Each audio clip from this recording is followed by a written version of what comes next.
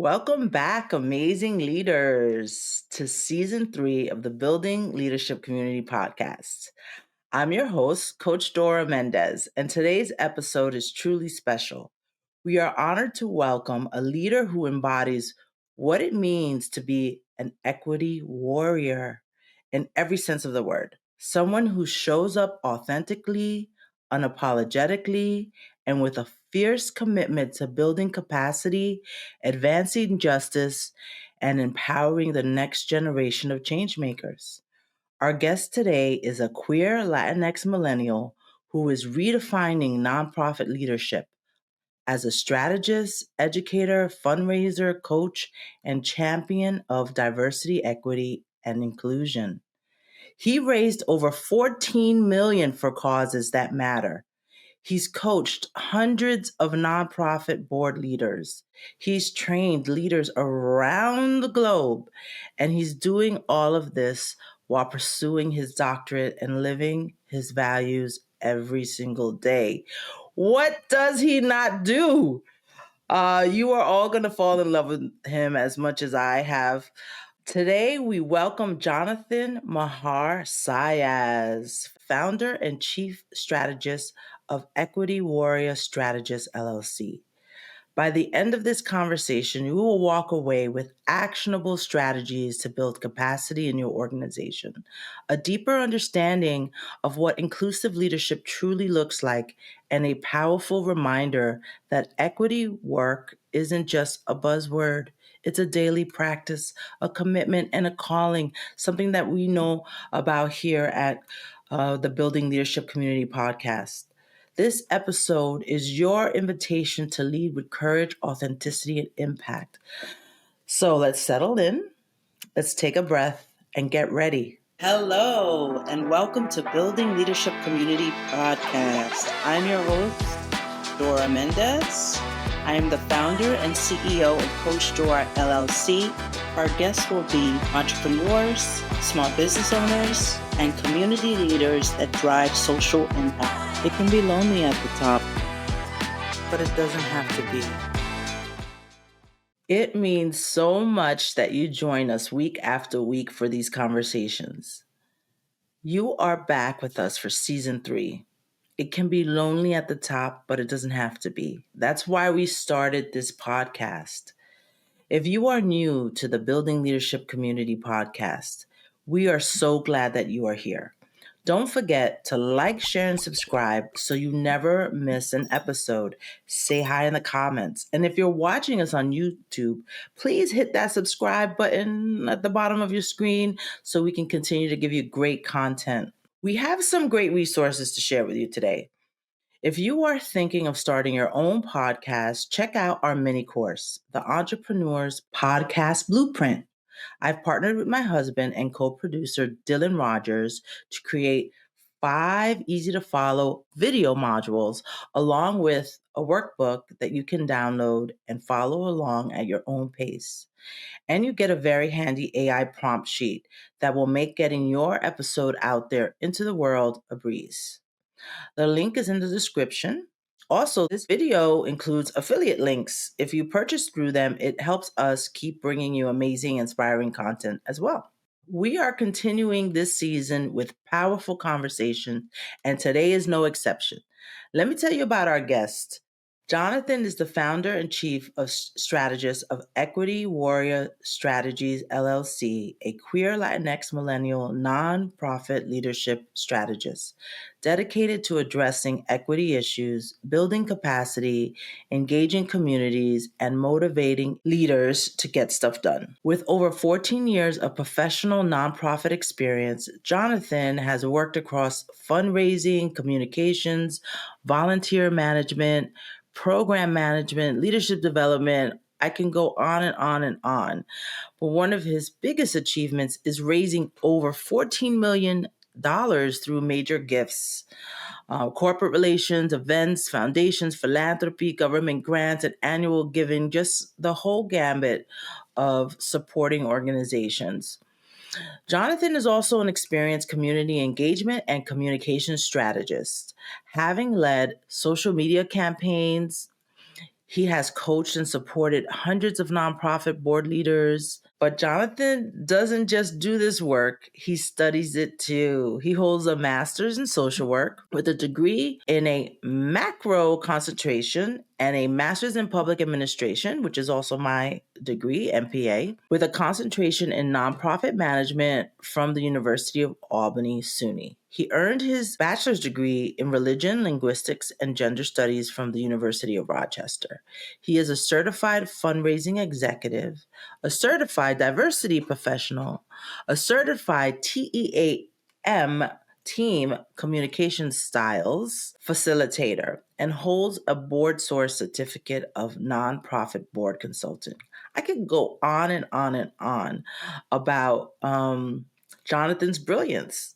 He's a global educator who has trained hundreds of nonprofit leaders. But why don't I stop talking and let Jonathan pour into you today, and let's bring him onto the stage. Hi, Jonathan. Hi, Dora. I'm so happy to be here. Thanks for having me. I'm glad. Can you pronounce your name for our listeners and our viewers? Of course, yes. A proud last name. My name is Jonathan Meagher-Zayas. So my husband and I combined our names when we got married. So we intentionally build on that. But I know it doesn't look easy to pronounce, which is okay. But yeah, it's Meagher-Zayas. I love that. And then the Zayas part is Puerto Rican. Am I correct? Yep. Yeah. So Yeah. yeah, Meagher is my husband's Irish Gaelic ancestors, and then Zayas is my mom's Puerto Rican side, which we took to honor her and my grandpa, which are so key to my leadership story. So Wonderful, because that's a great segue. Because my paternal side is Puerto Rican. The Mendez is Puerto Rican, and that's something that we share. We have so much in common. We both are champions of DEI. We're both educators. We both have masters in public administrations. We both have our LLCs. We just have so much in common, and but your lens is very unique. And so that's part of the reason why I wanted to have you on our show. This season, season 3, we've had the most diverse group of leaders. And I think you're going to bring so much value to our listeners and viewers. And I want to start there, exactly there, which is tell us about your unique leadership story. yeah. Oh, I'm so excited to connect, Dora, because I know we have so much in common, and it helps make the connection and community building even stronger. So, um, kind of quickly to begin, like I mentioned my mother and my grandfather, and they kind of kick off and start, I would say, my leadership journey, because my mother and my 2 grandparents, her parents, were so key and influential to inspire me throughout my career. So my grandparents were originally from Puerto Rico. They came upstate New York, where I grew up in Syracuse, New York, and started their own churches. My grandpa founded the first Hispanic Pentecostal church in Syracuse, and just had a passion and dedication to serving the community.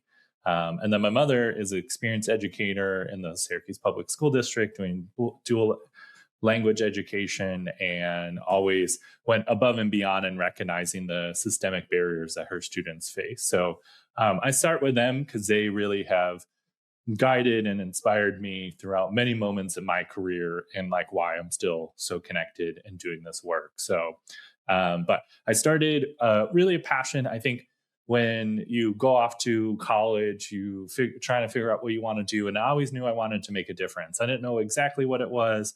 I didn't. I actually was that overachieving student where I did, I think, 6 internships during my undercareer at college. Like, Wow. I just had to try it all and stuff like that too, which is great because I did one with New York State, and I was like, state work is not for me. My husband works for the state, but not for me. And you learn and explore. So it's in there that I fell in love with nonprofit work. My first internship was with an LGBT community organizing organization. We were organizing around transgender equity in 2011, I want to say, and kind of advocating for efforts there.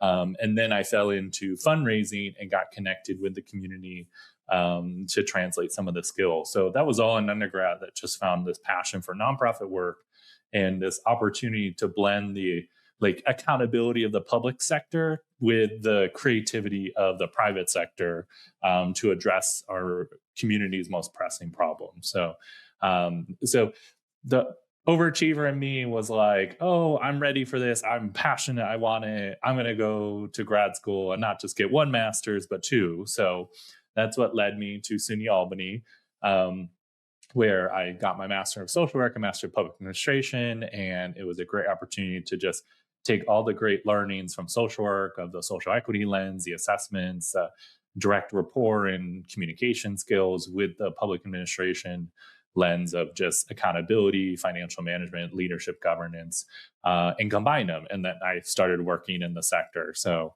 and transitioned easily. I had worked always in the sector, various roles.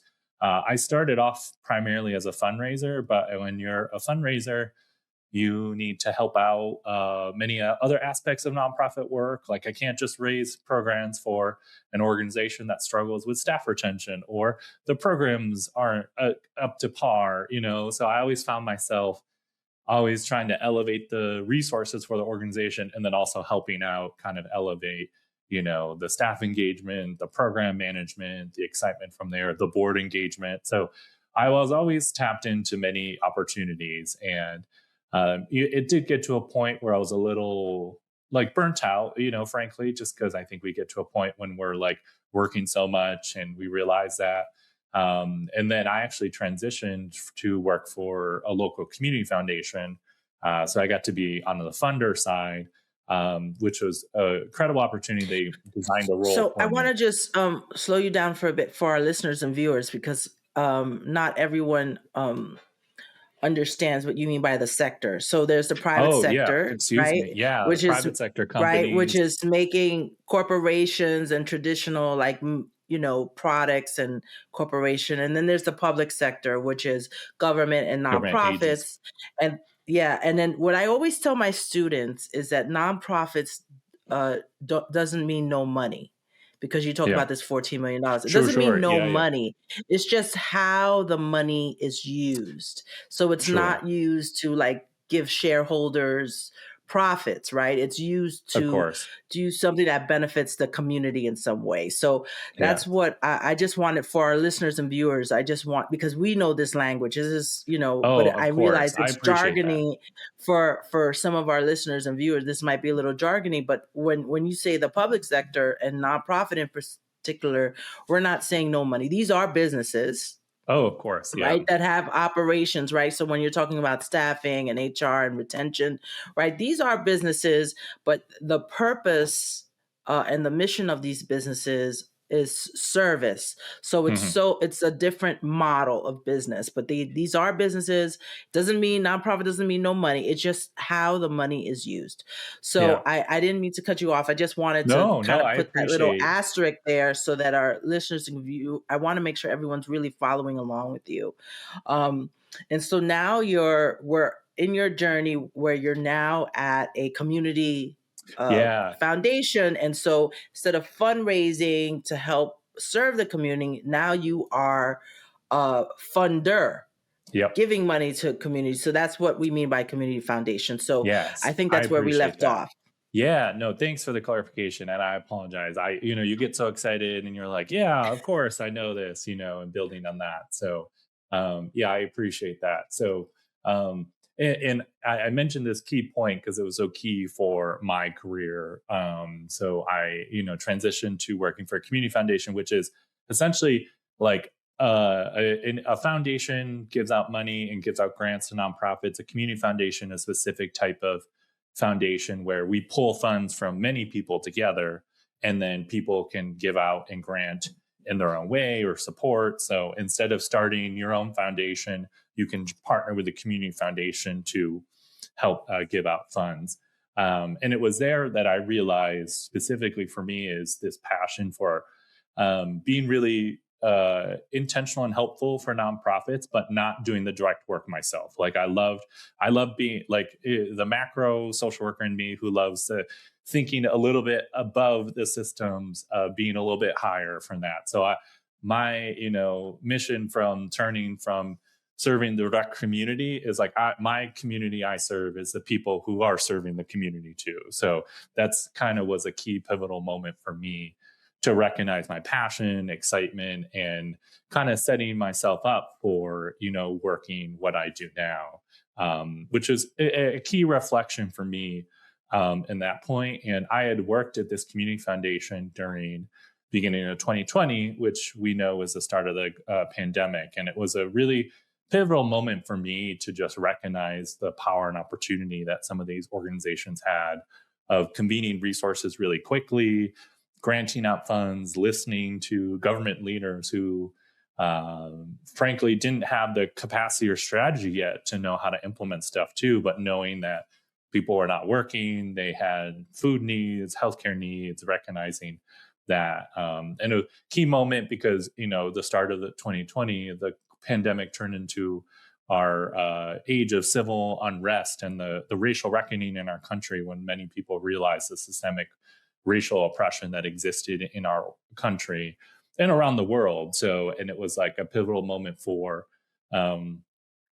us as a sector impact to kind of think about the community, how we were stepping up and serving the community. And being I was the youngest person on staff. I was the only queer person. I was the only person who had any ancestry outside of Europe. So it fell to me, and this kind of passion allowed me to create a lot of opportunities and resources for folks along the sector. So, during this time, I created leadership programs for emerging professionals who wanted to work in the space. We created a leadership program for people who wanted to serve on boards with the intentionality of helping diversify nonprofit boards and kind of overseeing that. There's training programs for executives and even so like this, we called it a roadmap, essentially like this intense guide on how boards can help diversify their staff and their organization. So, So speaking of that, because that for yeah. me that touches a nerve because I spent most of my career in human resources and people and Hmm. culture, and so I'd love to hear kind of like I feel like all the work that you've done, all the education you've done, and then pivotal moment in our history, milestone moment in 2020. I love to hear like the genesis of this equity warrior. Oh, it's I coming. would So, love to, yeah. yes, I'd love to hear like, I love just like the term itself. And because, when I hear warrior, I think of someone who's very aggressive, but Hmm. you're so pleasant to be around. It's clear that you're also a collaborator just based on your uh just your style and Hmm. also your work history, like you and doing things in community. So True. when I hear warrior, I think of someone who's like aggressive and tough, but I don't get that from you. I get like a Yeah, I appreciate champion. So that. Yeah. I mean, there's obviously a reason why the word warrior is there, right? Yeah. So I'd love to kind of hear the genesis of like how why, and this is what you wanted us to put in your Yeah. tagline, right? Oh, of Like course. Yeah. that is the thing that you wanted. So I'd love to hear what's the origin story of the equity Yeah. warrior. It's right timing too, because like that point in my career, realized I had the skills and opportunities to help advance organizations in this work, but I didn't professionally have the title of a director of DEI or DI specialist, or like it was always add on and so integral, and so some of my both professional roles and volunteer roles. And I remember, especially in the time in 2020 when people are like, I I'm an ally. I'm trying to like advocate and champion. And I just for me wanting to distinguish my own sense of why what was I intentionally trying to do, and also like set myself up so that like there's a difference for someone sharing social media post about social justice than me who's ready to go in the organization and say let's do an assessment on where oppression and ideologies influence all aspects of your organization and step that up. So I was trying to figure out what that looks like. And also for me, realizing that this is an ongoing process. And what we're really trying to address and kind of dismantle are these oppressive types of ideologies that have influenced how we speak, how we talk, how we act, expect certain people to act, how we organize our resources, how we vote. So I always thought like that was the key, issue that I was having too as well. In recognizing. So I think I don't know exactly the origin of like who first called me a warrior, but I brought it like it came up and I just casually embraced it. Like I was like, equity warrior, great, like love it too. I also love, it was for me during this time where I was like kind of reckoning with where my family's comes from and my ancestry and recognizing that too as well. And recognizing warrior means so significant terminology for our indigenous ancestors and how they embrace and show the community too as well, and recognizing that a lot of our indigenous ancestors use the term warrior not as an aggressive type of approach, but a more of like how are we centering what's important to the community, how are we showing up, how are we using our skills to kind of contribute to the collective good. So that was kind of my And terminology. I'm thinking I that also for that. see it when I hear how you break it down. I see the term warrior as someone who is taking action.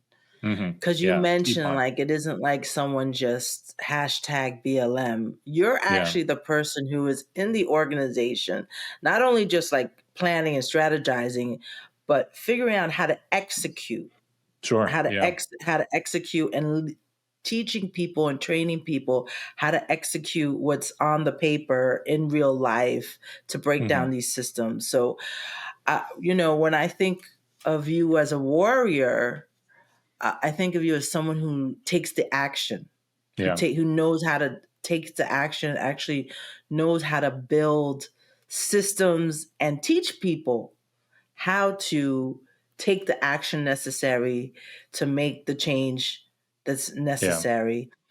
And so that being said, I love this idea because I think about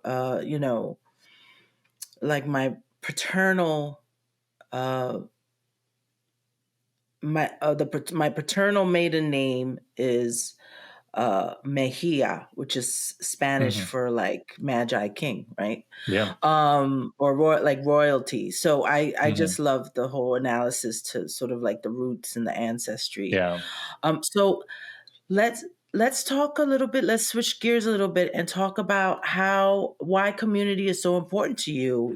Yeah. Leadership can be lonely. It can be lonely and isolating, and so here's your like opportunity to share what community means to you, and maybe share a little bit of wellness tips. I heard you earlier talk about like burnout in your past, Yeah. so I'd love to hear like why community is important to you. And yeah, I'll leave it Yeah. to you. No. Oh, that's great. Yeah. You see, the most supportive communities are spaces where I'm allowed to be my authentic self and show up and bring in and able to help others kind of do the same as well. So that's how I always define like what a strong community is for me, is the opportunity for that authenticity and allowing others to bring their authenticity self too, because that is so key for avoiding things like burnout, moral injury, and other areas where you're not getting the support needed to continue some of the important work for that. So Can you define what do you mean by moral injury? yeah, it's a term that actually came from the medical field. I don't love the term burnout. I use it because people can easily understand like, oh, you're getting tired of a system and doing that. But we know that the best people ever go into these roles and opportunities, and they could be the most talented people and end up burning out, not because they can't handle it. It's because they're experiencing what some folks have had of moral injury, of like they're doing so good a work, they're self-sacrificing the system, and the system is taking advantage of them and not supporting them instead of actually letting them thrive and grow and kind of build on that. So I like to shift that terminology I often see too, that. because it's a So it's a systems issue, not reframe. a Yeah, reframe for okay. Because when you burnout. So say yeah, burnout, it's really on like the person. But when you say moral yeah, injury, it's like the system has failed this person. Yeah, I mean, And yeah, I love this reframe. I love it. yeah, This moral injury. I just think that's fascinating. Thank you for oh sharing yeah, that. oh, Where of it's course, the burnout is really centered on like the person, and where this moral injury is on the system that has failed the person. yeah. Agreed. Oh, Because we I need love to this focus reframe. on what that is too. Like one of my favorite colleagues mentioned the term grace, like giving grace, and what does that mean? And it's usually going soft on the person but hard on the problem. Um, so why are we shaming people who are overworked, underpaid, and dealing with so many systemic barriers instead of saying, "Hey, can we just make this easier?" Because I want my nurses, my teachers, my social workers, my frontline staff to be the best possibly ever because they're doing the most important jobs ever, and recognizing that. So, what does that look like from a systemic level, especially as we're seeing now is the rollbacks on healthcare, the lack of investment in some of these areas too is just like systemic issues that are impacting so essential folks in our communities, but also impacting underrepresented and under resourced groups to begin with, because most of these folks in these roles come from communities of color, LGBTQ communities, women. These roles are already systemically undervalued. So and that's why I think it's so important for these communities to really show up and have community, because um, I really think like we're really going to navigate this together by collectively supporting each other and coming together. Like that's how I see the most sense of how we're So navigating issues and tough topics from that point. so that's what community means to you. Yeah. Bringing your authentic self in community with others to be able to navigate and solve problems. Yeah. And Jonathan, I could talk to you forever. And it's clear you have so much to say and so much experience. I would love for you to share. What advice do you have for the next generation of leaders? Yeah. What would you tell your younger self when you first started out early in your career? Yeah.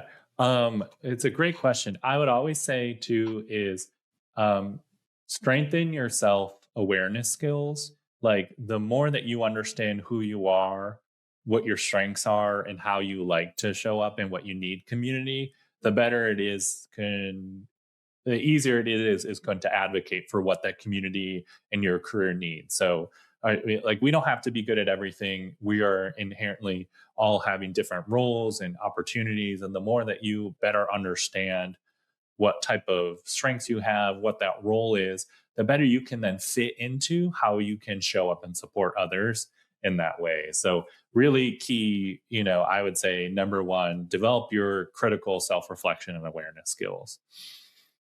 I love that self-reflection and self-awareness. I love that so much. I think that's Mhm. great advice, and I don't Mhm. think anyone has given that yet That it's to so our key audience for and equity viewer. work. Yeah. I mean, there's so many ways that you can develop it, like depending on like if you're an internal or external processor. So I'm an external processor, as you can say, I could talk forever. So I have my groups of friends, I have my therapist, my husband when he's forced to listen to me, like all these people that need to let me process all my thoughts and stuff like that to help it figure it out. So but you might be a better journaler, or like you need to go outside and walk and meditate. But the key part too, just because I think as we're seeing so many people lack this critical self-reflection, they don't know how they're showing up in spaces like a lot of toxic behaviors in the workplace, like micromanaging or defensiveness or fear, frankly, is showing up because people aren't taking the time to critically aware and be like, not just like, what am I thinking, but why do I think this? And how is this influencing how I interact with people or how I want to show up or what I'm trying to achieve so that I can be the best person, I possibly can. So I love that. So you're tying the self-reflection to leadership, because if you Hmm. don't understand yourself and understand how you are showing up in spaces, it's hard to lead, Yeah. to ask others to follow. Sure. So I love that notion. So how can people, how would you like our audience, our listeners, and our viewers to learn more about you, keep in touch with you? Uh, Yeah. I'm going to give you some space here to share what you would like with our listeners and viewers. Yeah. I would say, love to always connect. Feel free to find me on LinkedIn. That's probably the platform I'm the most active on. I know that I follow. That's how Dora and I first got connected. So feel free, always follow me on LinkedIn. Intentional resource sharing, posting on there too as well. I've done a lot of intentional work on my website, so feel free to check that out.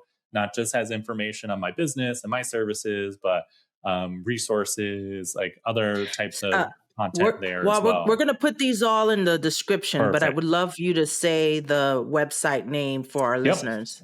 It is equitywarriorstrategies.com. So you can easily find it that way. I think I've done a good job of doing the SEO where Equity Warrior comes up and it's me. So I'm trying, but definitely check out connect on LinkedIn, do website. I have some exciting stuff coming up in 2026 that's not ready to announce yet. So always feel free to connect and, then you can see what those will be in terms of resources, training, content, live engagement. So that's probably the best way. And I'm always open to conversations like this where I get to connect and build community with more folks as well. Jonathan, thank you so much for being here. I know that our listeners and viewers are going to get so much value out of your story. You have such a unique story. You are so accomplished and so on so many levels. I love this. My big takeaway is this notion of moral injury. I think that's a new Hmm. concept for us here, and I just love that. And so I can't thank you enough. I want to ask all our listeners to viewers to make sure they like, share, and subscribe if what we've discussed today resonates with you. And if you're watching on YouTube, don't forget to hit that subscribe button, hit that button. I can't wait for folks to hear what you have to say. And hold on for a minute as we roll our closing credits. You've been listening to Building Leadership Community. Watch on YouTube at Coach DoraM. Listen wherever you get your podcasts. Follow me on LinkedIn, Instagram, and YouTube at Coach DoraM. Visit me on the web at CoachDoraMendez.com. Hosted by me, Dora Mendez. Produced by Dora Mendez and Dylan Rogers. Graphics, editing, and sound mixing by Dylan Rogers.